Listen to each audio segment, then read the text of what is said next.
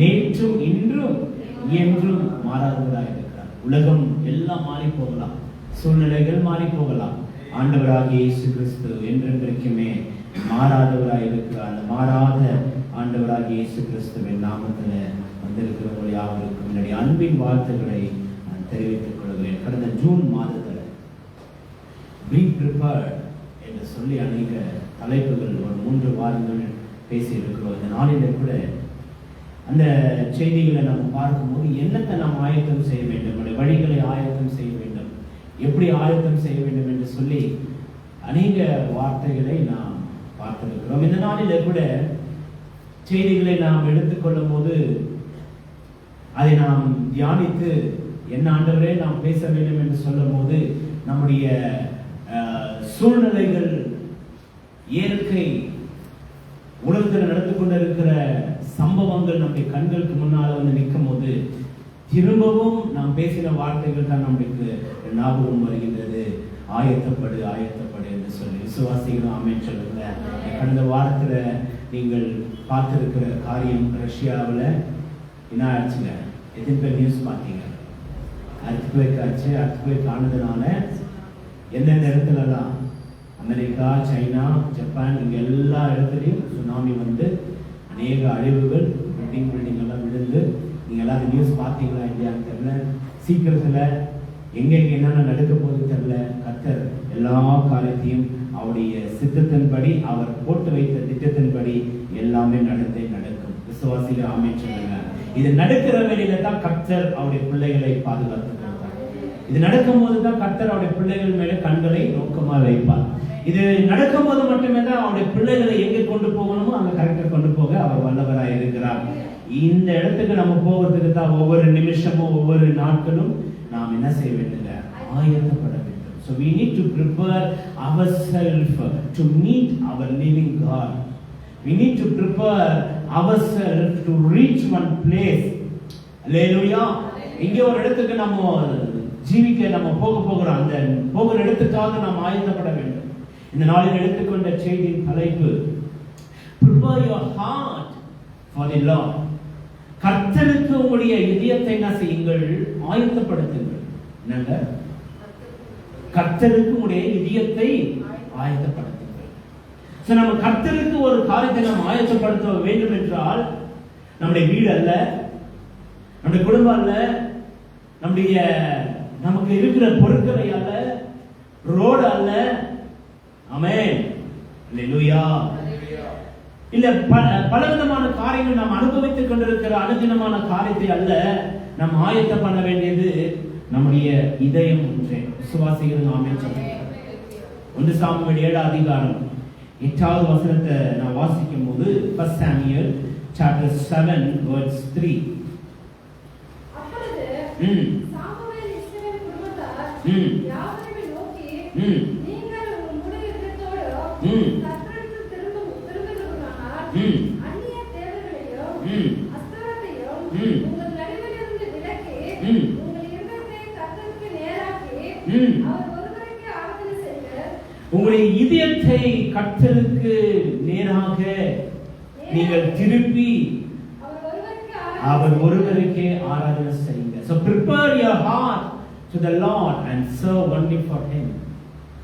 இந்த காலவெளியிலே நம்முடைய இதயத்தை ஆண்டவருக்கு நாம் என்ன செய்ய வேண்டும் என்றால் ஆயத்தப்பட வேண்டும். விசுவாசிகள் ஆமென் சொல்லுங்க. இஸ்ரவேல் ஜனங்களை பார்த்து சாமுவேல் ராஜா சொல்லுகிறாரு, நீங்கள் செய்ய வேண்டிய ஒரு காரியம் உங்கள் முழு இதயத்தோடும் முழு ஆத்மாத்தோடும் நீங்கள் கர்த்தருக்கு உங்களுடைய இதயத்தை என்ன செய்யுங்கள், ஆயத்தம் செய்யுங்கள். விசுவாசிக்கிறவர்கள் ஒரு ஆமென் சொல்லுங்க. இந்த இதயத்தை குறித்து நாம் பார்க்கும்போது இதயத்தை குறித்து உங்களுக்கு வசனங்களை சொல்லுங்க அப்படின்னு சொன்னா என்னென்ன சொல்லுவீங்க? இதயம் எப்படியாப்பட்டது? கிறுக்குள்ளதும் கேடு உள்ளதுமா இருக்கின்றது. எதற்காக ஆண்டவர் இந்த இதயத்தை ஆயத்தம் செய்ய சொல்கிறார் என்றால், இந்த இதயம் தான் கேடு கெட்டதா இருக்கின்றது. சொல்லுங்க, கேடு கெட்டது. எது?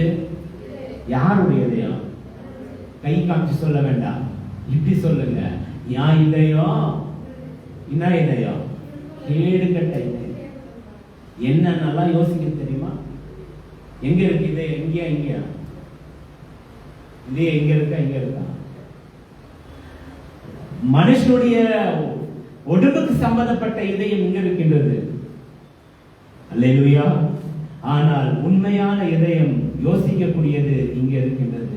அப்ப எந்த இதயம் கிறுக்குள்ளதும் கேடு கெட்டப்பட்டதா இருக்கின்றது? அது இந்த இதயம். இங்க யோசிக்கிறார்கள் பாருங்களே, பொல்லாத காரியங்களை யோசிக்கிறார்கள். அல்லேலூயா, அல்லேலூயா, அல்லேலூயா. பிரியமானவர்களே, வாழ்க்கையில ஒன்று நாம் தெரிந்து கொள்ள வேண்டும்.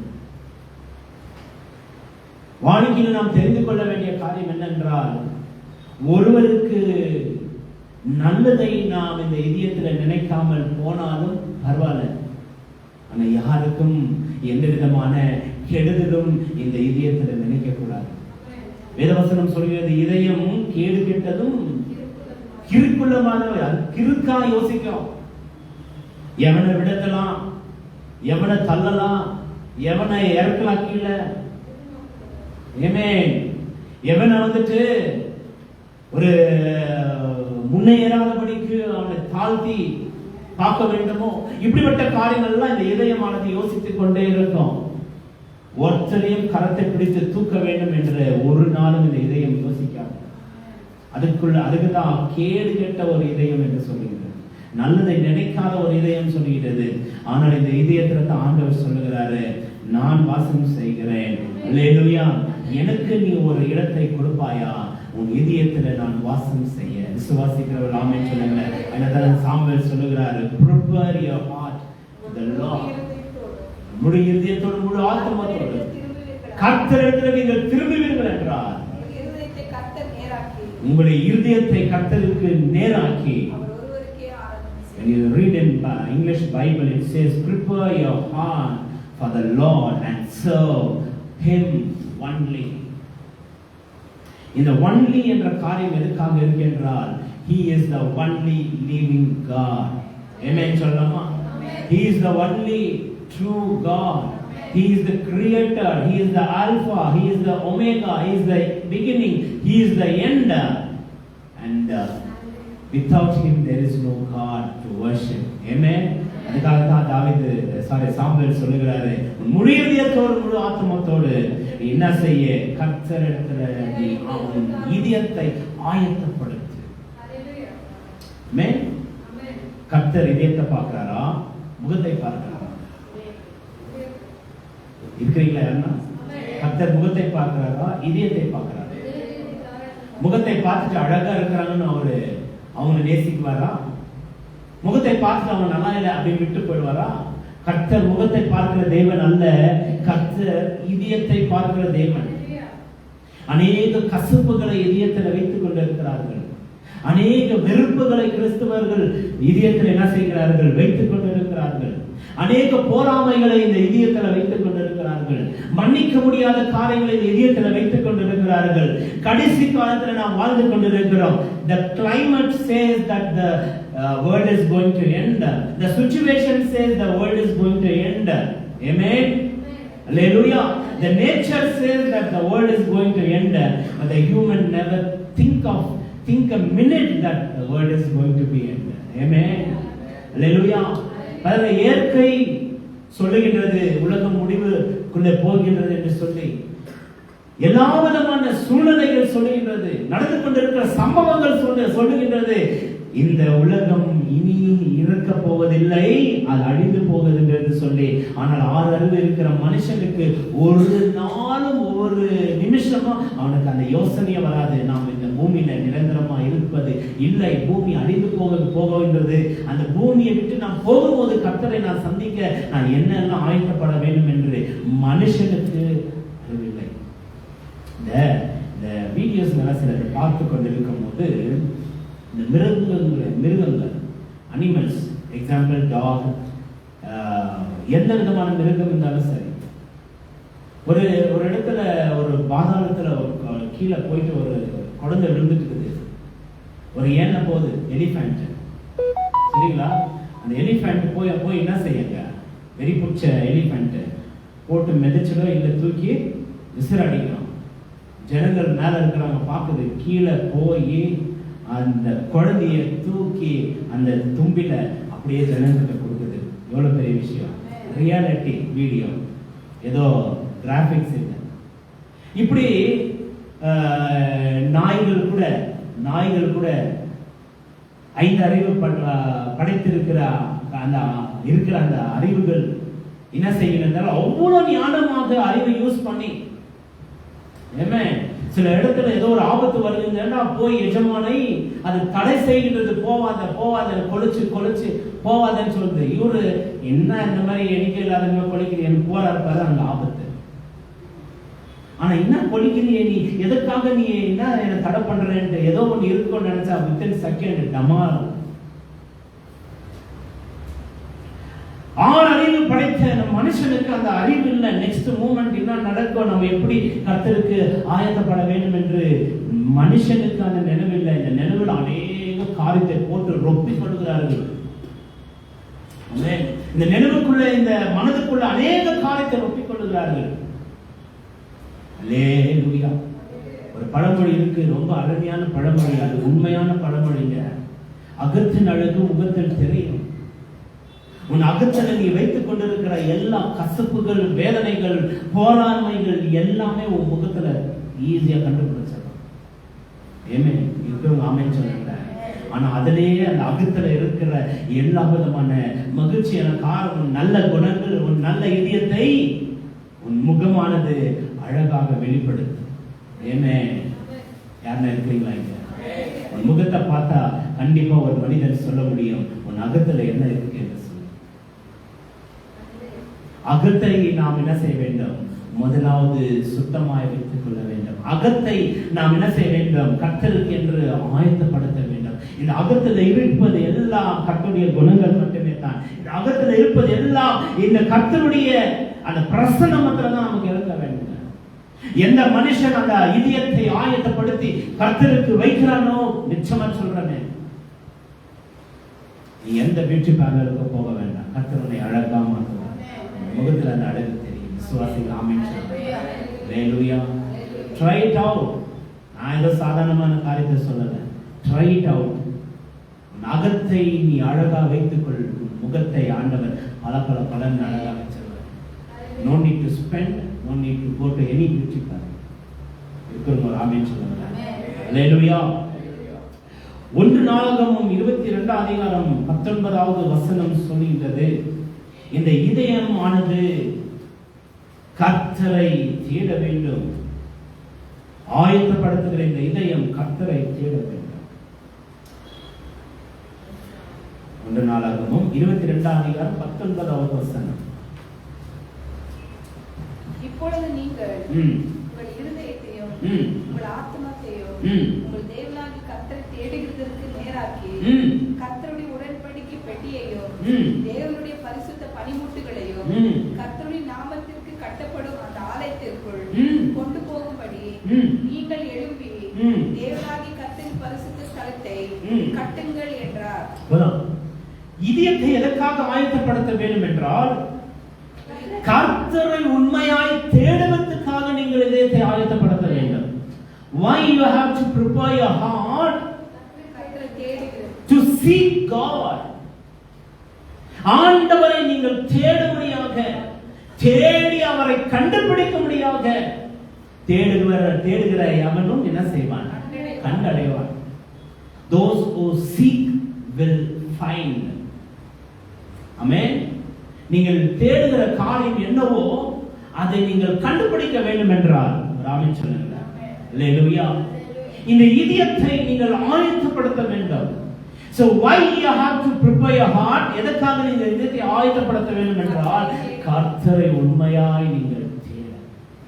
அப்போ கர்த்தரை உண்மையாய் நாம் தேட ஒரு மனிதன் வருவார்கள் என்றால், ஆராதிக்க வருவார்கள் என்றால், தேட வருவார்கள் என்றால், அவரை நேசிக்க வருவார்கள் என்றால், அவருடைய வழியில் இருக்க வருவார்கள் என்றால், முதலாவது அவருடைய இதயத்தை என்ன செய்ய வேண்டும்? ஆயத்தப்பட வேண்டும். Prepare your heart. ஹalleluya. அந்த இதயத்தை என்ன செய்ய வேண்டுங்க? ஆயத்தப்படுத்த வேண்டும். அந்த தேவனை நீ தேடும்போது, தேவனை கண்டடைய, தேவனை நீ பார்க்கும்படியாக உன் இதயத்தை முதலாவது நீ சுத்தமாய் வைத்துக் கொள்ள வேண்டும். ஆமென். நான் உங்களுக்கு சொல்லி இருக்கிற ஒரு சில புக்குகளை கர்த்தரை குறித்து, பிசாசு வழியை குறித்து அப்படி என்ன செய்வார்கள், ஒரு டிராயிங் போட்டு ஒரு புக்கு ஒன்று இருக்கு, கிடைச்சா உங்களுக்கு நான் காமிக்கிறேன். ஒரு மனிதனுடைய முகம் அழகாக இருக்கும். அந்த ஹார்ட்ல பார்த்தீங்கன்னா அநேக வேத வசனங்கள் அப்படிப்பட்ட காரியங்கள் எல்லாம் இருக்கும். எப்போ அந்த மனுஷன் கொஞ்சம் தேவனை விட்டு விழுகிறானோ அவனுடைய முகம் அப்படியே கொஞ்சம் மாறும். பார்த்தாக்கா பாதி கடவுளுடைய வழிகள் இருக்கும், பாதி இதயத்துல பிசாசின் வழிகள் இருக்கும். இன்னும் கொஞ்சம் பார்த்தா அந்த மனுஷனை பார்க்கவே முடியாது, விகாரமா இருக்கும். கீழே அப்படியே இதயத்துல பார்த்தீங்கன்னா ஒரு தேவனுடைய காரியமே இருக்காது, எல்லாமே பிசாசின் காரியம் ரொம்பிட்டு இருக்கிறீங்களா யாருன்னா? அல்லேலூயா. இயேசுவின் காரியங்களை, இயேசுவின் வழியில நீங்கள் இருப்பீர்கள் என்றால் அந்த இதயத்தை நீங்கள் ஆயத்தமாய் வைத்துக் கொண்டு, சுத்தமாய் வைத்துக் கொண்டு, என் இயேசுவை நான் தரிசிக்க, அவரை நான் தேட, இந்த இதயத்தை நீங்கள் செய்ய வேண்டும், ஆயத்தமாய் பண்ண வேண்டும். Clean your heart. இந்த ஹார்ட்டை கிளீன் பண்ணுங்க. இதுல எந்த விதமான கசப்புகள் இருக்காது. எதற்காக ராபோஷன் எடுக்கிறோம்? Why we are taking communion? அந்த ஒரு மாதத்துக்குள்ள ஏதாவது ஒரு கசப்பு தெரியாமையோ அது செய்யாமல் இருக்கணும். தெரிஞ்சு கர்த்தர் மன்னிக்கிறார் என்று 10 வாட்டி தப்பு செய்யறதல்ல. ஆனால் அந்த ராபோஷன பந்தில நீங்கள் கலந்து கொள்ளும் போது இந்த இதயத்தை நீங்க செய்ய வேண்டுங்க, சுத்திகரிக்க வேண்டும். Clean your heart.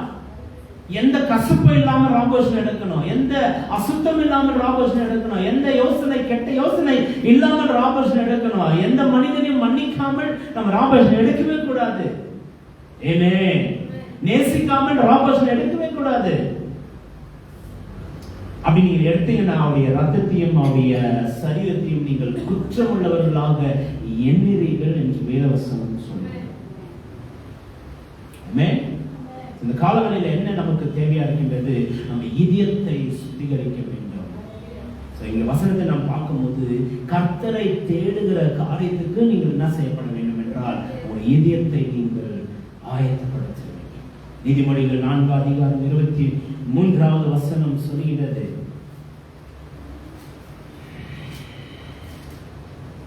Proverbs chapter 4. உன் இதயத்தை காத்துக்கொள்.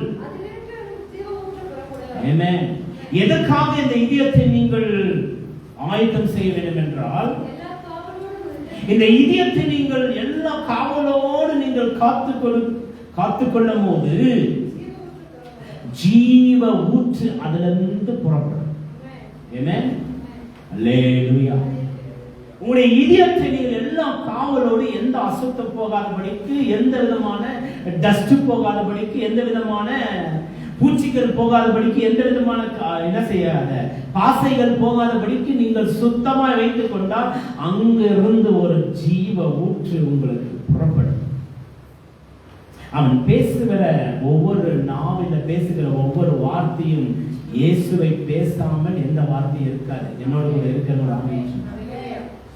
நீங்கள் எங்க போனாலும் எது பேசினாலும் ஒரு பிரைஸ் லார்ட் போட்டு தான் பேசுவீங்க, ஒரு ஸ்தோத்திரம் சொல்லி தான் பேசுவீங்க. அல்லேலூயா. யாரு இதயத்தை எல்லா காவலோடு எந்த அசுத்தம் போகாதபடிக்கு காத்து கொண்டிருக்கிற மனுஷன் இடத்துல இருந்து ஜீவ ஊற்று அவன் இடத்துல இருந்து, அந்த ஜீவ ஊற்றுக்கு the life of spring என்று சொல்லப்படுகிறது. ஜீவ ஊற்று அவனிடத்திலிருந்து புறப்படும். யாருக்கு புறப்படும்? அந்த காவலோடு எந்த அசுத்தமோ என் இதயத்துல நெருங்கக்கூடாது என்று சொல்லி அந்த சுத்தமாய் பரிசுத்தமாய் அந்த இதயத்தை தேவனுக்கு ஆயத்தம் செய்கிற அந்த ஆத்மாவுக்கு கர்த்தர் ஜீவ ஊற்றை அங்கிருந்து புறப்பட செய்வார். ஆமென். இருக்கிறீங்களா யாருன்னா? எப்படி அந்த ஜீவ ஊற்று வரும்? யாருக்கிட்ட பேசினால் நம்முடைய வார்த்தை அவர்களுக்கு ஔஷதமாய் மாறும். என்ன சொல்லுங்க?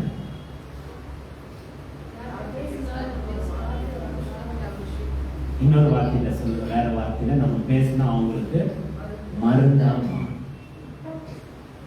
நம்ம பேசினா ஈட்டில குத்தினதை போல அவருடைய வாழ்க்கையா இருக்காது. ஏக்மார் தோத்துக்கலாம்ங்கிற மாதிரி ஒரு வார்த்தை நான் பேசின அவ்வளோதான் 2000 அப்படின்ற மாதிரி இருக்கவே கூடாது. நம்ம பேசினாக்கா ஜீவ ஊற்று நமக்குள்ள இருந்து புறப்படும். அந்த ஜீவ ஊற்று அவங்களுடைய வாழ்க்கையில சுகத்தை உருவாக்கும். விசுவாசிகள் ஆமென் சொல்லுங்க. அல்லேலூயா, அல்லேலூயா. இருக்கிறீங்களா யாருன்னா? ஆனால் வாய் திறந்தாக்கா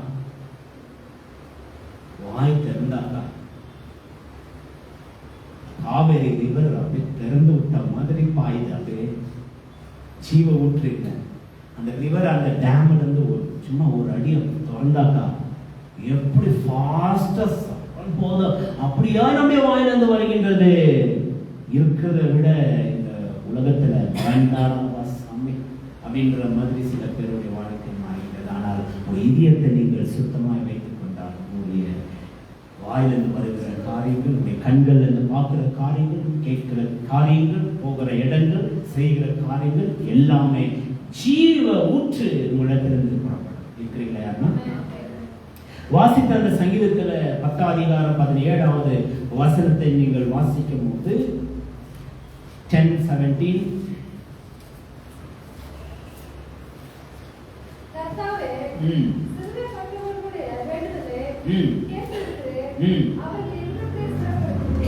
அவருடைய இதயத்தை என்ன செய்யுங்க? ஸ்திரப்படுத்துவீர். சிறுமையுடைய ஜெபத்தை ஆண்டவர் கேட்கிறார். எதற்காக இந்த இதயத்தை நாம் ஆயத்தப்படுத்த வேண்டும்? எதற்காக இந்த இதயத்தை சுத்தமாய் பரிசுத்தமாக வைத்துக் கொள்ள வேண்டும் என்றால் கர்த்தர் நம்முடைய ஜெபத்தை அப்பொழுது தான் கேட்பார். இருக்கிறீங்களா யாருன்னா? ஆனா இந்த இதயத்தை நீங்கள் பலவிதமான கேடுகட்ட காரியங்களை இதயத்துல வைத்துக் கொண்டு ஆண்டவரே அப்படின்னு கதறினா கூட யாரு அப்படின்னு ஆண்டவர் கேட்பார். இருக்கிறவங்களோட ஆமென் சொல்லியிருக்கிறாங்க. இந்த கேடுகட்ட இதயத்துல வச்சு கொண்டு ஆண்டவரே என்று கதறினா ஆண்டவர் கேட்பாரு, யாரு எனக்கு தெரியலையே, நான் யாரு, உங்களுக்கு யார், நீ யாரு எனக்கு அறியவில்லையே. ஆனா அதே உன் இதயத்தை நீங்கள் கர்த்தருக்கு ஆயத்தப்படுத்தி சுத்தமாய் வைத்துக் கொண்டு பரிசுத்தமாய் சாமுவேல் இஸ்ரவேல் சொன்ன அந்த வாக்கை நாம் பிந்தின இஸ்ரவேலா இருக்கிற நாம் இதயத்தை ஆண்டவருக்காக நாம் ஆயத்தம் செய்வோம் என்றால் நாம் வேண்டிக் கொள்கிற காரியத்தை கர்த்தர் நிச்சயமாகவே கேட்பார். இதயம் கர்த்தர் நம்முடைய ஜெபத்தை கேட்க வேண்டும் என்றால் நம்முடைய இதயம் முதலாவது சுத்தமா இருக்கணும். அந்த வசந்த வாசி இன்னொரு வார்த்தை பார்க்கணும். எப்படி யாருடைய வேண்டுதல்? சிறுமைப்பட்டவர்கள். சிறுமை என்றால் ஹம்பல், தாழ்மை. ஆண்டவரே நான் ஒரு பாவி அப்பா, என்னை மன்னிங்க, நான் செய்வது என்ன என்று எனக்கு தெரியல, என்னை மன்னிங்க ஆண்டவரே என்று சொல்லி மன்னிப்பை பெற்றுக்கொண்டு உன் இதயத்தை சிறுமையாக்கி come unto the Lord with humbleness. தாழ்மையுடனே கர்த்தரை உன் இதயத்தை நீ ப்ரிப்பேர் செய்து உன் இதயத்துல நீ உண்மையாய் தாழ்மையோடு நீ கேட்பாய் என்றால் நான் சொல்லுகிறேன், கர்த்தர் 100 out of 100 உன் ஜெபத்தை கேட்க வல்லவர். உண்மை சொல்றது ஒரு கரங்களை உயர்த்தி அசுத்தத்தை வைத்துக் கொண்டு, கசப்பை வைத்துக் கொண்டு, வேதனையை வைத்துக் கொண்டு, முழங்கால் படிட்டு கரங்களை உயர்த்தி பனிஷ்மெண்ட் கொடுத்த மாதிரி ஒரு ஹவர் நின்னா கூட கர்த்தர் உன் ஜெபத்தை கேட்கவே மாட்டார். ஒரு செகண்ட் நடந்து போயிட்டு ஆண்டவரே என்னை மன்னிச்சிடுங்க, எனக்கு இந்த காரியத்தை செய்யிட்டு இந்த இதயத்தை நீ ஆயுதப்படுத்தி சுத்தமா வைத்துக் கொண்டு சிறுமைப்பட்டு, எல்லாரும் சொல்லுங்க சிறுமைப்பட்டு, ஜோராதான் சொல்லுங்க. அப்படின்னா நம்மையே ஒடுக்கி தாழ்த்தி நம்ம ஒன்றுமே இல்லை என்று கிளீன் செய்து, clean your heart, purify your heart, எல்லாத்தையும் சுத்திகரித்து கிளீன் பண்ணிட்டு அப்புறம் தேவனிடத்துல வந்து சிறுமைப்பட்டு ஆண்டவரே செய்யப்பான்னு கேட்டு பாருங்க. நான் மாதத்துக்கு ஒரு வாரம் சாட்சி இல்லை, நீங்க இப்படி செய்து பாருங்க.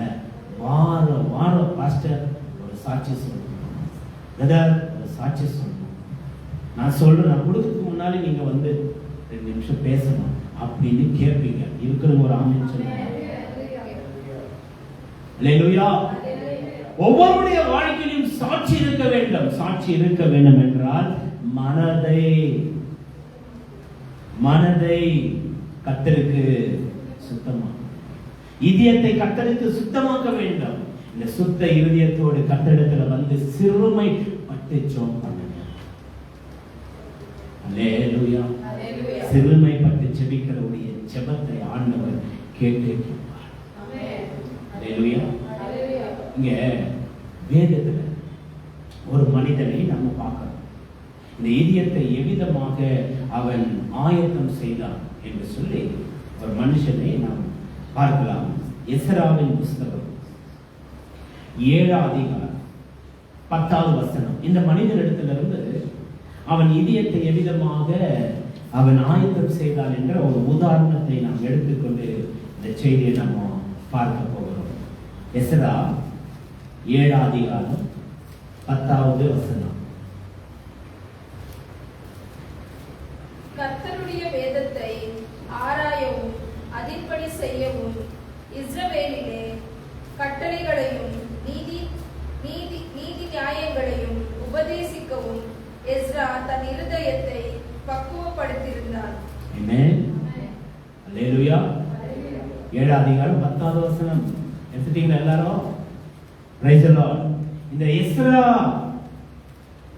தேவனுடைய மனுஷன் தன்னை எவ்விதமாக இந்த இதயத்தை அவன் ப்ரிப்பேர் செய்தான். எப்படி ஆயத்தம் செய்தான் என்றால் கர்த்தருடைய வேதத்தை ஆராயவும் அதன்படி செய்யவும் இஸ்ரவேலில் இருக்கிற கட்டளைகளையும் நீதி நியமங்களையும் உபதேசிக்கவும் இதயத்தை அவன் பக்குவப்படுத்திக் கொண்டான். ஆமென். யாரெல்லாம் இருக்கிறீங்க? முதலாவது வார்த்தை என்ன வாசிக்கிறாங்க? எல்லாரும் சொல்லுங்க. எல்லாரும் ஜோரா சொல்லுங்க அந்த வார்த்தை. கர்த்தருடைய வேதத்தை ஆராயவும். இல்ல, அந்த வார்த்தை மாத்திரமே. முதல் வார்த்தை கர்த்தருடைய வேதத்தை ஆராயவும். பக்கத்துல பார்த்து கையை குலுக்கி சொல்லுங்க, வேதத்தை நீங்க ஆராயறீங்களா? ஒரு கேள்வி கேட்டுருங்க. ஆமென்.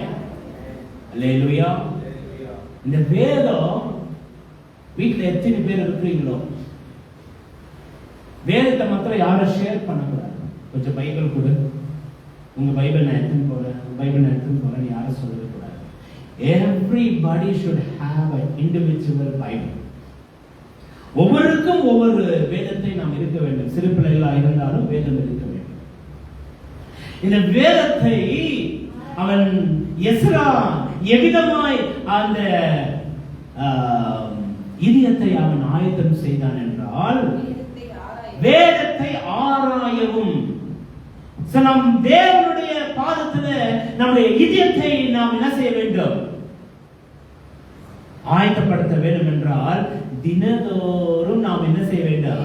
எஸ்ராவை போல வேதத்தை ஆராய வேண்டும். ஆராய வேண்டும் என்றால் ஆண்டவரே என்னோட கூட பேசுங்க, ஆண்டவரே என்னோட கூட பேசுங்க, ஆண்டவரே நான் எவ்விதமாய் நடக்க வேண்டும், ஆண்டவரே என் வாழ்க்கை எவ்விதமாய் இருக்க வேண்டும், ஆண்டவரே இந்த உலகத்தை குறித்து எனக்கு கற்றுத்தார, ஆண்டவரே வேதத்தை குறித்து எனக்கு கற்றுத்தார, ஆண்டவரே இந்த சரித்திரத்தை குறித்து எனக்கு கற்றுத்தார, ஆண்டவரே நீர் யார் என்று நான் தெரிந்து கொள்ள எனக்கு கற்றுத்தார, ஆண்டவரே உண்மை குறித்து நான் ருசிக்க இந்த வேதத்தை குறித்து எனக்கு கற்றுத்தார, ஆண்டவரே உண்மை ஆண்டவரே நான் அநேக ஜனங்களுக்கு சொல்ல முடியாம எனக்கு கற்றுத்தார, ஆண்டவரே சுவிசேஷத்தை நான் எவ்விதமாக சொல்ல வேண்டும் என்று கற்றுத்தார, ஆண்டவரே ஒரு மனுஷன் தேவனை அறியாத மனுஷனிடத்தில் போய் நான் சொல்ல எப்படி என்ன சொல்ல வேண்டுமோ எனக்கு கற்றுத்தாரும் ஆண்டவரே என்று சொல்லி தினதோறும் வேதத்தை நாம் என்ன செய்வோம்? எப்படி பாருங்களேன், டெய்லி எடுத்து எடுத்து எடுத்து எடுத்து நாம் ஆராய்ந்து படிக்க வேண்டும். ஆமென். அப்படி நீ ஆராய்ந்து படிக்கிறதுனால வேதத்தை நீ தேடி வாசிக்கிறதுனால கர்த்தர் இடத்துல ஒரு இதயத்தை வாசிங்க. இப்ப இரண்டாவது என்ன செய்கிறான் எஸ்ரா? அதன்படி அவன் என்ன செய்கிறான்? முதலாவது ஆராய்கிறான். ஆராய்ந்த பிற்பாடு கர்த்தர் அவனுக்கு கற்றுக் கொடுக்கிறார். கற்றுக் கொடுத்த பிற்பாடு அதன்படி என்ன செய்கிறான்? இதயத்தை எவ்விதமாய் அவன் பக்குவப்படுத்துகிறான், இதயத்தை எவ்விதமாய் அவன் ஆயத்தப்படுத்துகிறான்.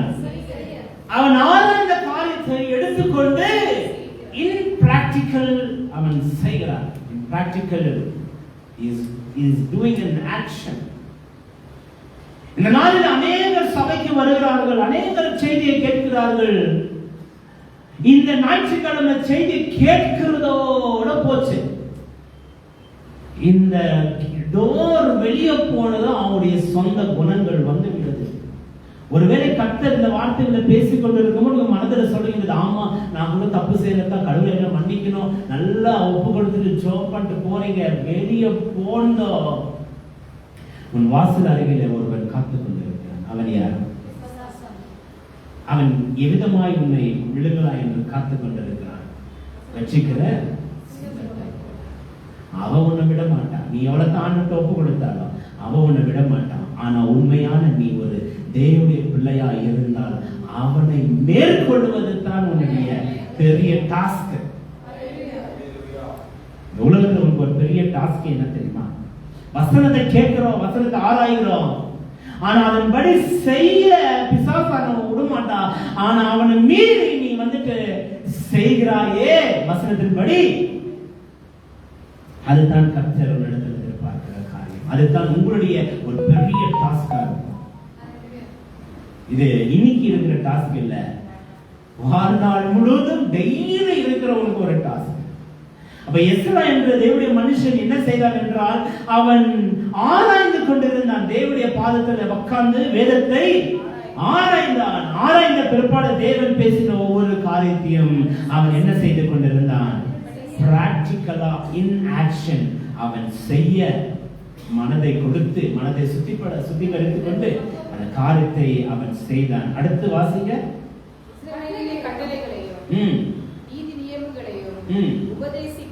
உபதேசிக்கவும் இதயத்தை பக்குவப்படுத்திக் கொண்டிருந்தான். என்ன பண்ணி கொண்டிருந்தான்? பக்குவப்படுத்துறது எப்படி? ஒரு மாவு எடுத்துங்க, ஒரு ஜார்ல அது கரெக்டா அளவு இருக்க வேண்டும் என்றால் நீங்க என்ன செய்வீங்க? ஒரு ஜார்ல ஒரு மாவு எடுத்துங்க, அது கரெக்டா உங்களுக்கு அளவு வேணும் என்றால் நீங்க என்ன செய்வீங்க? இப்படி கொட்டுன்னா அளவு பார்த்துருக்கீங்களா? அதை எடுத்து என்ன செய்வீங்க? ஒரு குலுக்கி ஷேக் பண்ணி அது கரெக்டா போய் ஒரு லெவல்ல இருக்கும் போது கரெக்டா பார்த்து அந்த லெவல்ல பார்த்து அந்த பக்குவத்தை நீங்க என்ன செய்வீர்கள்? பார்ப்பீர்கள். ஒரு ஸ்வீட் செய்வீங்கன்னு வச்சுங்களேன், அதுக்கு ஒரு சுகர் வாட்டர் உங்களுக்கு தேவையா இருக்கின்றது. அதிகமான ஒரு சுகர் நீங்க போட்டீங்கன்னா ஒரு காரியம் நேரிடும். அதிகமான நீர் இருக்கும் என்றால் ஒரு காரியம் நேரிடும். ஆனால் தண்ணியும் சர்க்கரையும் கரெக்டா என்ன இருக்கணுங்க? பக்குவப்படுத்தி நீங்க பாக்குறீங்க. அது பேர் உங்களுடைய பாஷையில பாவம் பாக்குறது ஏதோ ஒண்ணு. அதை எடுத்து நீங்க கரெக்டா இருக்கும்போது தான் கரெக்டா பக்குவமா இருக்கு. அப்பொழுது நீங்க செய்யற அந்த ஐட்டமுக்கு அது கரெக்டா ஒதுங்குது. எஸ்ரா தன்னுடைய இதயத்தை பக்குவப்படுத்திக் கொண்டான். எதனால?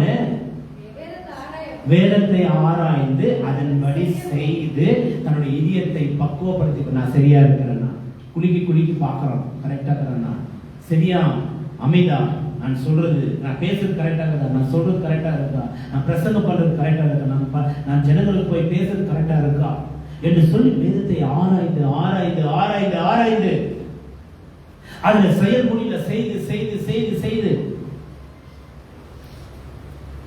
அவனை தன்னை பக்குவப்படுத்திக் கொள்கிறார்.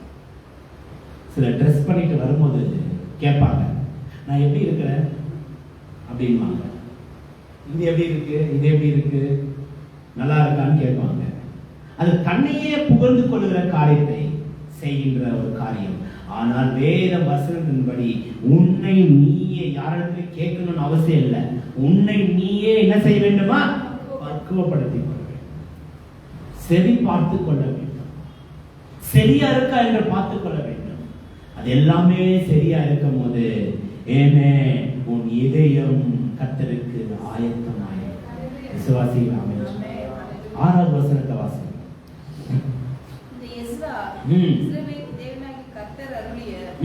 மோசேயின் நியாயப்பிரமாணத்திலே தேறின வேதபாரகனாய் இருந்தார். அவனுடைய தேவனாகிய கர்த்தருடைய கரம் அவன் மேல் இருந்ததினால் அவன் கேட்டவைகளை எல்லாம் ராஜா அவனுக்கு கொடுத்தார். அல்லேலூயா அல்லேலூயா. அல்லேலூயா. என்ன வாசிக்கிறீங்க? எஸ்ரா இஸ்ரவேலின் தேவனாகிய கர்த்தர் அருளிய மோசேயின் மோசேயின் நியாயப்பிரமாணங்களை தேறின வேதபாரகனாய் இருந்தார். எல்லாரும் சொல்லுங்க, தேறின வேதபாரகனாய் இருந்தார். சத்தமா சொல்லுங்க, தேறின வேதபாரகனாய் இருந்தார். ஆங்கிலத்துல பார்க்கின்ற ஒரு வார்த்தை என்னவென்றால் he was well versed. எந்த வருஷம் வந்தாலும் புதுசா எந்த வருஷங்க மாறி மாறி வந்தாலும் he was well versed. தேறினவனா இருந்தான். ஆண்ட்ராய்டு மொபைலே நம்ம கிட்ட இல்லாம இருந்துச்சு, கீபேட் இருந்துச்சு. ஆண்ட்ராய்டு மொபைல் வாங்கினா பயப்படுவோம், ஐயோ அதை பத்தி எனக்கு ஒண்ணுமே தெரியாது, அதை போய் நான் என்னத்த வாங்க போறேன். ஏன்? நமக்கு அதனுடைய ஞானம் இல்லை. ஆண்ட்ராய்டு போன் வாங்கி கொடுத்த பிற்பாடு நம்மளுக்கு தெரிந்ததெல்லாம் ஒன்னே ஒண்ணுதான், வாட்ஸ்அப் மெசேஜ் அனுப்பணும், போன் பண்ணணும், அவ்வளவுதான். கொஞ்ச நாளுக்குள்ளவே அந்த வாட்ஸ்அப் உனக்கு அந்த மொபைல் உனக்கு கத்து கொடுக்குது. இங்க போனா நான் இருக்கிறேன், இங்க போனா நீ இருக்கிற, இங்க போனா அப்படி இருக்கு, இங்க போனா இப்படி இருக்கு. கொஞ்ச நாளுக்குள்ளாகவே அந்த மொபைல் பத்தி நீங்க எல்லாமே தெரிஞ்சுக்கினீங்க. ஆமாவா இல்லையா? இப்ப இருக்கிற ஒரு டெக்னாலஜி, ஏஐ டெக்னாலஜி, நீ ஒன்னும் செய்ய வேண்டாம், எல்லாம் நம்ம பார்த்துக்கிறோங்கிற மாதிரி நீ 100 பேர் செய்யற ஒரு வேலையை அந்த ஒரு டெக்னாலஜி செய்து காமிக்குது. இப்போ யாருக்குமே ஒண்ணும் தெரியல. ஆனா கொஞ்ச நாள்ல பாருங்கள, நீங்களும் ஒரு ஏஐ மாதிரி வேலை செய்ய போறீங்க. நடக்குமா நடக்காதா? அப்போ ஒரு மொபைல்ல ஒண்ணுமே தெரியாதவங்க இன்னைக்கு இவ்வளவுமா நீங்க அந்த மொபைலை வச்சு அப்படியே விளையாடுறீங்க. வருகிற காலத்துல உங்களை வச்சு அந்த மொபைல் விளையாட போகுது. அது உங்களுக்கு தெரியுமா? அது உங்களுக்கு தெரியுமா? ஆனால் இந்த எஸ்ரா என்ன செய்தாரா? மோசேக்கு கட்டளையிட்ட அந்த காரியத்தை, அப்பெல்லாம் மொபைல் இல்லை, அப்பெல்லாம் வந்து டெக்னாலஜி இல்லை, அப்பெல்லாம் வந்துட்டு எந்த விதமான எலக்ட்ரானிக் சிஸ்டமும் இல்லை. ஆனா மோசேக்கு கொடுத்த அந்த கட்டளைகளை, கற்பனைகளை, அதுல எப்படின்னா நான் என்ன இருக்கணுங்க? ஆமா, தேறினவனாய், வெல் versed. அல்லேலூயா. இன்னைக்கு மொபைல் எத்தனையோ வெர்ஷன்ல போயிட்டு இருக்கு. ஒரு சாம்சங் எடுத்துங்க, ஒரு ஏதோ ஒரு போன் எடுத்துங்க, 1.2 GB என்னென்னவோ சொல்றாங்க, என்னென்னவோ வெர்ஷன் சொல்றாங்க. எல்லா வெர்ஷனுக்கும் அந்த மொபைல் அப்டேட் ஆகி கொண்டு இருக்கு. கொஞ்ச நாளுக்கு முன்னதான் புது போன் வாங்கினாங்க, கேட்டா அந்த old version, I am buying a new version. திரும்பி அத்தை தூக்கி போட்டு வண்டி ஆப்பிள் போன் ஐ லைக் என்றான். 1 லட்சம் 1.5 லட்சம் போன் வாங்குறாங்க. கேட்டா அதுல இருக்கிற ஃபியூச்சர் இதுல இருக்கு இல்ல, இது ஒரு மாதிரி டிஃபரெண்ட் ஃபியூச்சரா இருக்கு.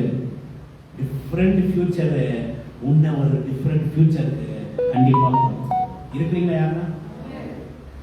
If you seek for a different future, sure the mobile will take you to a different future.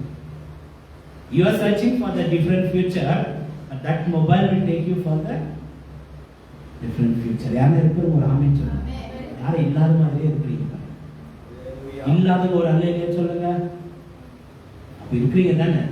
சத்தமா ஒரு அல்லேலூயா சொல்லுங்க. அப்ப இந்த மொபைல்ல எவ்வளவு டெக்னாலஜில வர்ஸ்டா இருக்கோ, எல்லா வெர்ஷன்லயும் வந்துட்டு வர்ஸ்டா இருக்கோ. ஆமென். இந்த உலகத்துல ஜனங்கள் உலகத்தின் காரியத்துல எவ்வளவு விதமான தமிழ் வார்த்தை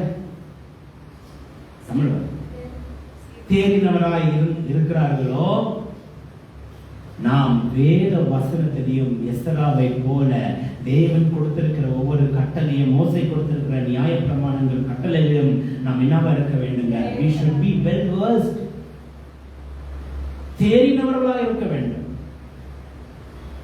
எதற்காக தன்னுடைய இதயத்தை அவன் ஆயத்தம் செய்கிறான்?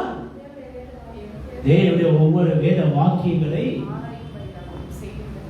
அவன் எப்படி அவனுடைய இதயத்தை அவன் பக்குவப்படுத்துகிறான், இதயத்தை அவன் எவ்விதமாக சுத்தப்படுத்துகிறான், இதயத்தை எவ்விதமாக ஆயத்தப்படுத்துகிறான் என்றால் தேடி வாசிக்கிறான். ஆராய்ந்து பார்க்கிறான், அதன்படி செய்கிறான், வெல் versed மாறுகிறான். விசுவாசி ராமேஸ்வரன். ஹalleluya. 3 பாயிண்ட் இங்கே. ஆராய்கிறான், அதன்படி செய்கிறான், அப்புறமா பக்குவப்படுத்துகிறான், 4வது இங்க வெல் versed இருக்கிறான், தேறியவனா இருக்கிறான். வேத வசனத்தின் நிமித்தமாய்த்தான் ஒரு மனுஷன் தன்னுடைய இதயத்தை அவன் ஆயத்தப்படுத்த. வாலிபன் தன் வழியை எதனால சுத்திகரித்துக் கொள்வான்? தேவனுடைய வார்த்தையினால மட்டுமே தான். ஆனா வாலிபன் தன்னுடைய தேவனுடைய வார்த்தை இல்லாமல் அவன் மாறுறதுக்கு எந்த வழியும் இல்லை. இன்றைக்கு ஒவ்வொரு மனிதனுக்கும் தேவையானது தேவ வசனம், தேவனுடைய கட்டளை, தேவனுடைய நியாயப்பிரமாணங்கள். என்ன மனிதன் மோசே கொடுத்த அந்த நியாயப்பிரமாணத்தின் மேலும், மோசே கட்டளையிட்ட அந்த கட்டளை மேலும், தேவன் சொல்லப்பட்டிருக்கிற வேதத்தில் சொல்லப்பட்டிருக்கிற எல்லா கட்டளைகளுக்கும் கீழ்ப்படிந்து இருக்கிறார்களோ, அந்த வசனத்தின் நிமித்தமாய்த்தான் அவர்கள் ஒரு இதயத்தை அவர்கள் ஆயத்தம் செய்ய.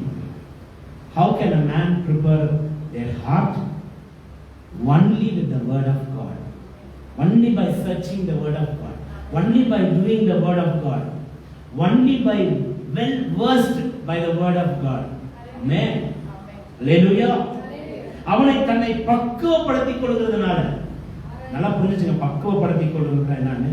நீ தேடுற, நீ வாசிக்கிற, நீ எல்லாம் பண்ற, ஆனா அது பிரகாரம் நீ என்ன செய்கின்ற சரி பார்த்து கொள்ள வேண்டும். காங்கிரீட் கட்டுறவங்க எல்லாம் பார்த்து என்ன செய்வார்கள் என்ற ஒரு இது வச்சிருப்பாங்க. அது பேர் என்னங்க, ஒரு ஏதோ ஒரு கோடு என்ன வச்சிருப்பா, அப்போ கட்டிட்டு இங்க வச்சு வச்சு பார்ப்பாங்க, ஸ்ட்ரைட்டா இருக்கா, கொஞ்சம் கிராஸா இருந்தா தட்டுவாங்க, இன்னும் கொஞ்சம் என்ன அப்படி தட்டுவாங்க, ஸ்ட்ரைட்டா இருக்கா பார்த்துட்டே இருப்பாங்க. கார்பெண்டர்ஸ் எல்லாம் கரெக்டா என்ன பண்ணுவாங்க, மெஷர்மெண்ட் டேப் வச்சு அப்பப்போ என்ன செய்வாங்க, 10 வாட்டி பென்சில் மார்க் போட்டே இருப்பாங்க. கரெக்டா ஒரு இன்ச்சு கூட அப்படி இப்படி ஆகக்கூடாது, அப்படின்னு தான் ஃபிட்டா இருக்கும். எஸ்ரா அவனை என்ன செய்யறான், தேவனுடைய வார்த்தையை தேடி ஆராய்ந்து செய்து பக்குவப்படுத்தி கொண்டான். அந்த Ezra, he was also well versed with the word of God. Amen. Hallelujah. வாசிங்க. அவனுடைய தேவனாகிய கர்த்தருடைய கரம் அவன் மேல் இருந்ததினால் அவன் கேட்டவைகளை எல்லாம் ராஜாவுக்கு கொடுத்தான். பாத்தீங்களா, தேவனுடைய கரம் எப்போ தேவனுடைய கரம் இருந்தது? ஆராய்ந்து வசனத்தை ஆராயும் போது, அதன்படி செய்யும் போது, தன்னை பக்குவப்படுத்திக் கொள்ளும் போது, தேவனுடைய வசனத்துல அவன் தேறியவனா இருக்கும் போது, அவன் கேட்கதெல்லாம் ராஜா கொடுக்கும்படிக்கு ஆயத்தமாய். தேவனுடைய கரம் ஆமென் சொல்லலாமா? எந்த மனுஷன் வசனத்தை நேசிக்கிறார்களோ, எந்த மனுஷன் வசனத்தை வாசிக்கிறார்களோ, எந்த மனுஷன் வசனத்தின்படி செய்கிறார்களோ, எந்த மனுஷன் வசனத்தின்படி பக்குவப்படுத்திக் கொள்கிறார்களோ, எந்த மனுஷன் வசனத்தில் தேறினவர்களாய் இருக்கிறார்களோ, அவர்கள் மேல கர்த்தருடைய கரம் இருக்கும். சொல்லுங்க, கர்த்தருடைய கரம் இருந்தா நம்முடைய வாழ்க்கை எப்படி? ஹalleluya. எத்தனை பேர் இந்த காலங்களில விரும்புகிறோம் கர்த்தருடைய கரம் என் மேல்? ஹalleluya. யார் மேல கர்த்தருடைய கரம் இருக்கும்? யாருடைய கரம் கர்த்தர் மேல இருக்கும்? வேதத்தை ஆராய்கிற பிள்ளைகள், அதன்படி செய்கிற பிள்ளைகள், அதன்படி பக்குவப்படுத்திக் கொள்ளுகிற பிள்ளைகள், அதை அந்த வசனத்தை தேறினவர்களா இருக்கிற தேவனுடைய ஜனங்களுடைய வாழ்க்கையில தேவனுடைய கரம் இருக்கும்.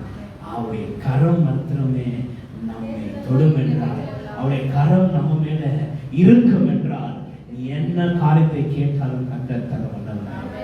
நீ கேட்கவே வேண்டாம், கர்த்தர் சொல்லுகிறார், நீ கேட்கிற காரியத்துக்கு முன்பாக என்னுடைய கட்டளை உனக்கு என்று கூறப்பட்டது. Before asking, my command has been given to you. நீ கேட்கிறதுக்கு முன்பாகவே உனக்கென்று என் கட்டளை கூறப்பட்டது. பக்தன் விதமாய் பாடுகிறார், கர்த்தர் கரம் என் மேலங்க கடுகளவும் பயமே இல்லை, கர்த்தர் கரம் என் மேல, கடுகளவும் பயமே இல்லை. ஏந்திடுவார், என்னை காத்திடுவார், இறுதி வர என்னை நடத்திடுவார். ஏந்திடுவார், என்னை காத்திடுவார், இறுதி வர என்னை நடத்திடுவார். கர்த்தர் கரம் என் மேலங்க, கடுகளவும் பயமே இல்லை. ஆமென். ஏஞ்சா பயம், படுத்தா பயம், போனா பயம், வந்தா பயம், செய்தா பயம், செய்யலனாலும் பயம், சாப்பிட்டாக்கா பயம், சாப்பிடலனாலும் பயம், தூங்கினாலும் பயம், தூக்கம் வந்தாலும் பயம், தூக்கம் வரலனாலும் பயம், எங்க பார்த்தாலும் பயம். கர்த்தருடைய கரம் ஒரு மனுஷன் மேல இருக்கும் என்றால் அந்த பயத்துக்கு ஒரு காரியமும் இடமில்லை. இருக்கீங்களா? எத்தனை பேர் இந்த காலத்தில் இந்த ஒரு ஆகஸ்ட் மாதத்தில் முதலாவது ஞாயிற்றுக்கிழமை வந்திருக்கிறோம்? ஆண்டவருடைய கரம் என் மேல காரணம், ஆண்டுடைய கரம் என் மேல இருக்கு. 11வது வசனத்தை கூட நம்ம வாசித்துட்டு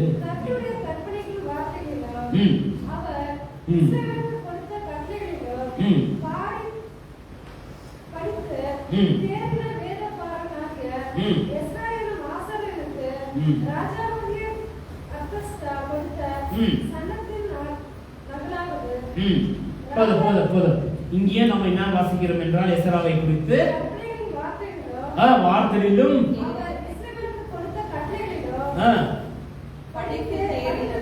எப்படி தேறினானா? ஜோர சொல்லுங்க. பக்கத்துல இருக்கிறவங்க பார்த்து சொல்லுங்க. எப்படி தேறினான்? படித்து தேறினான். படிக்காம அவன் தேரவில்லை. எப்படி தேறினான்? கையை குலுக்கி சொல்லுங்களேன். என்ன தேறினான்? சத்தமே இல்லைங்க. எப்படி தேறினான்? என்ன தேறினான்? இப்ப நம்ம என்ன செய்யறோம்னா, நம்ம பிள்ளைங்களை போட்டு அடிக்கிறோம். நம்ம பிள்ளைங்களை போட்டு அடிக்கிறோம், படுத்துக்கிற பாடுகள், தூங்க விடுறது இல்லை, சாப்பிட கொடுக்கறது இல்லை. என்ன சொல்லுகிறோம்? இந்த காலம் எப்படியா மாறிச்சு? படி படி படி படி படி. நானே சில மீட்டிங்ல நான் கண்டுக்கிறதே இல்லை. கர்த்தர் ஞானத்தை கொடுத்திருக்கிறார், படைச்சன.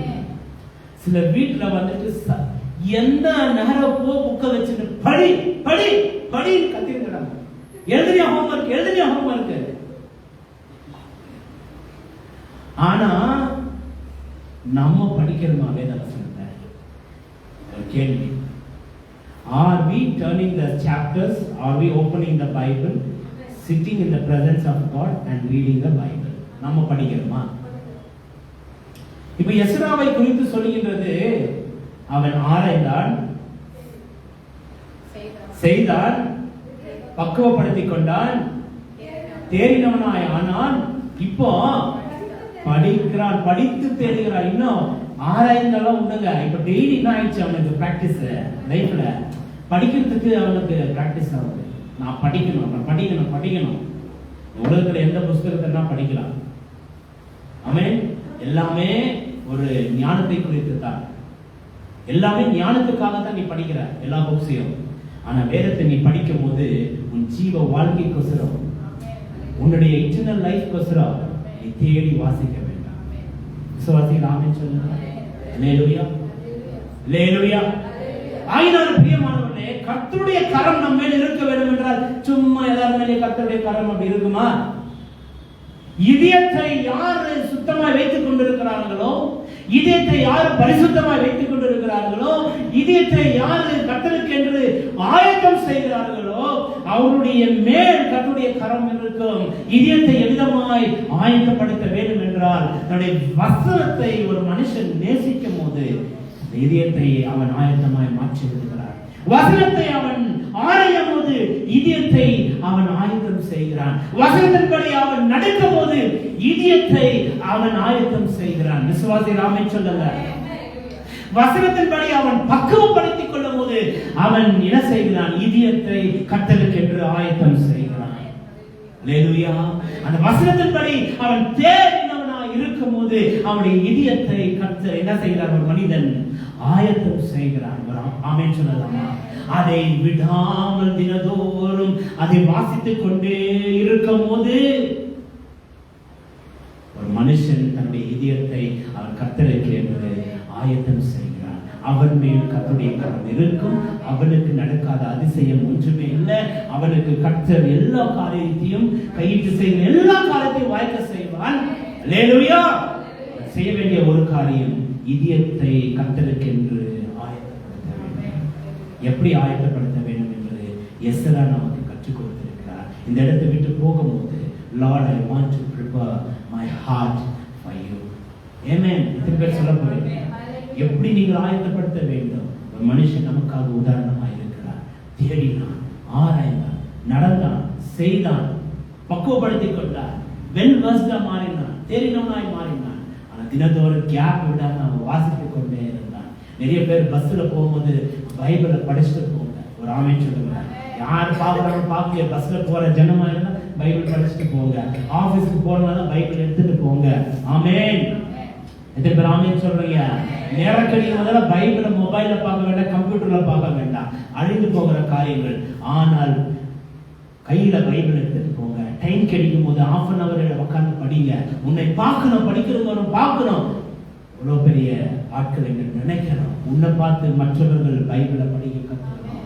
ஆமென். உங்க பிள்ளைகளை அந்த எஜுகேஷனுக்காக படி படி படி நம்ம சொல்றோமே, நாம் இந்த காலவெளியில ஒரு கேள்வியோடு போவோம். நம்ம வேதத்தை திருப்பி வாசிக்கிறோமா, படிக்கிறோமா? விசுவாசிகள் வாசிப்பா என்றால் I am sure வேதவசனத்தை சொல்லுகிறது போல நிச்சயமாய் சொல்கிறேன், கர்த்தருடைய கரம் ஒவ்வொரு மேலும் அவர் கரம் மாத்திரமே நம்ம இருந்துச்சுன்னா எந்த காரியத்துக்கும் நாம் பயப்பட வேண்டிய அவசியம், எந்த காரியத்துக்குமே திகில் நம்மளுக்கு வராது, எந்த காரியத்துக்கும் நம்ம யோசிக்கவே கூடாது. அவருடைய கரம் நம்மை வழிநடத்தும், அவருடைய கரம் நம்மை தாங்கும், அவருடைய கரம் நம்மை உயர்த்தும், அவருடைய கரம் நம்மை பெரிய ஜாதியாய் மாற்றும், அவருடைய கரம் நம்மை உயர்ந்த அடைக்கலத்தில் வைக்கும். விசுவாசிகள் ஆமென் சொல்லுங்க. அப்படி எழுதிட்டு கர்த்தருடைய கரத்துல நாம் ஒப்புக் கொடுப்போம். இந்த காலவெளியில நான் கேட்ட வார்த்தை என்ன? சாமுவேல் சொல்லுகிறார் தன்னுடைய ஜனங்களுக்கு, இஸ்ரவேல் ஜனங்களுக்கு, இதயத்தை நீங்கள் தேவனுக்காக ஆயத்தம் செய்யுங்கள்.